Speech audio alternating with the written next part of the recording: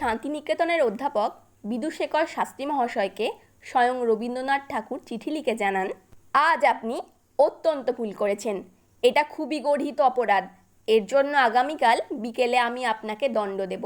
কবিগুরুর কাছ থেকে এমন বার্তা পেয়ে শাস্ত্রী মহাশয়ের ঘুম গেল উড়ে। চিন্তিত ও শঙ্কিত মন নিয়ে পরের দিনই তিনি হাজির হলেন কবিগুরুর কাছে।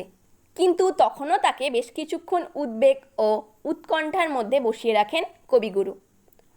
অবশেষে পাশের ঘর থেকে একটা মোটা লাঠি হাতে তিনি আবির্ভূত হন, যা দেখে শাস্ত্রী মহাশয়ের তো তখন কাণ্ডজ্ঞান লুপ্ত প্রায় অবস্থা।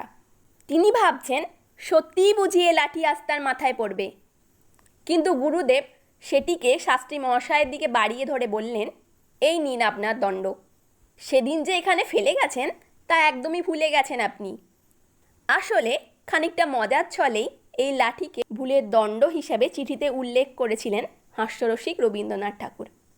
আজ 25শে বৈশাখ, কবিগুরুর 164তম জন্মজয়ন্তী দিবস। প্রস্তুতির এক ধাপ টিমের পক্ষ থেকে তার উদ্দেশ্যে জানাই প্রণাম।